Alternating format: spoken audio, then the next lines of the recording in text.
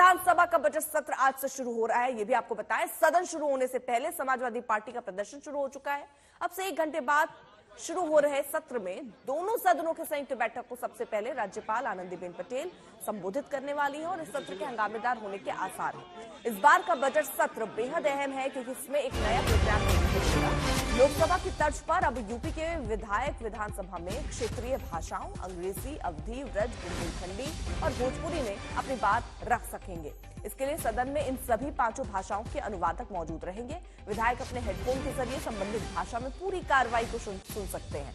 आज नियम समिति के सामने व्यवस्था का प्रस्ताव रखा जाएगा। सदन से मंजूरी लेकर 5 भाषाओं में कार्यवाही सुनने की व्यवस्था लागू हो जाएगी। योगी सरकार का बजट 20 फरवरी को पेश होगा। यूपी का बजट करीब 7.5 लाख करोड़ होने का अनुमान है। वैसे इस बजट सत्र के हंगामेदार होने के भी आसार है। विपक्ष महाकुंभ में हुई भगदड़, संभल हिंसा के मुद्दे पर सरकार को घेरने की कोशिश कर सकता है और जनता के मुद्दों को उठाने का काम करेंगे, सरकार को घेरने का काम करेंगे। और 11 बजे जो है हम लोग पहुंच जाएंगे विधानसभा के अंदर और वहां पर जब राज्यपाल जी आएंगी तो उनके जो अभिभाषण होगा उसका लगातार विरोध करने का काम करेंगे, क्योंकि वो केवल सरकार की झूठी प्रशंसा करने का काम करेंगी। और जिस तरीके से जो परीक्षाओं का लीक हुआ वैसे ही राज्यपाल का भाषण भी लीक आउट हो गया है। तो ये सरकार जो है पर्चा लीक करने का काम करती थी और अब जो है राज्यपाल का भाषण भी लीक आउट हो गया है। तो ये सरकार सारे मोर्चों पर फेल हो गई है। इस सरकार के खिलाफ सड़क से और हाउस के अंदर तक हम लोग संघर्ष करने का काम करते रहेंगे। यूपी के मंत्री क्या कह रहे हैं आपको सुनवाते हैं। बजट सत्र की शुरुआत आज से हो रही है। आज गवर्नर का भाषण होना है। कैसे पूरे बजट सत्र को देख रहे हैं? प्रदेश को क्या कुछ इस बार मिलने वाला है? देखिए, अब तक का सबसे बड़ा बजट उत्तर प्रदेश का होगा और ये बजट उत्तर प्रदेश को 1 ट्रिलियन इकोनॉमिक बनाने में जो है सार्थक होगा। जिस तरह से उत्तर प्रदेश की अर्थव्यवस्था तेजी के साथ बदल रही है, ये बजट उसमें बहुत बड़ा एक सहायक के रूप में उभरेगा। विपक्ष आज विधानसभा के बाहर प्रोटेस्ट कर रहा है। महाकुंभ में जो मौतें हुई उनको लेकर वो मुद्दा उठा रहा है बना। देखिए, विपक्ष कुंभ प्रारंभ होने से पहले से ही कुंभ पर प्रश्न चिन्ह खड़ा करते रहे हैं।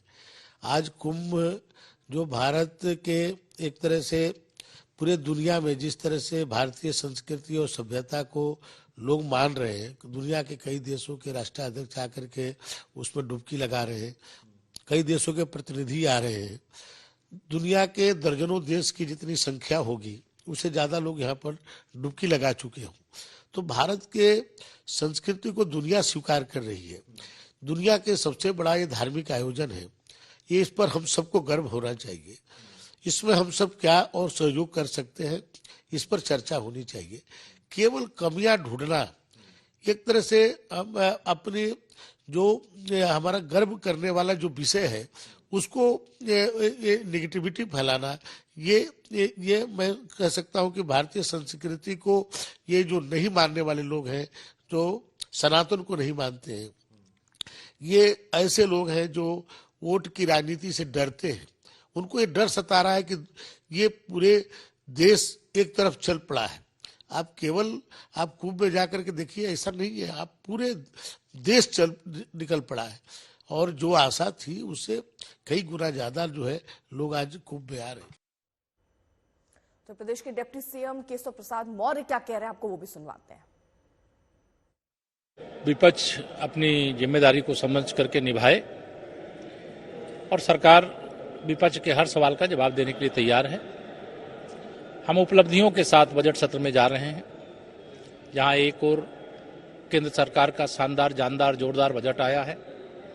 अब वहीं उत्तर प्रदेश सरकार का भी बहुत शानदार बजट आने जा रहा है। प्रयागराज के महाकुंभ की ऐतिहासिक सफलता से जहां लोग 54 करोड़ से अधिक लोग आस्था की डुबकी लगा चुके हैं, वहीं श्री अखिलेश यादव जी और श्री राहुल गांधी जी एंड कंपनी को लग रहा है कि जो आस्था की डुबकी लगा रहे हो कहीं कमल का बटन दबा दिए तो सपा और कांग्रेस दोनों उड़ जाएगी।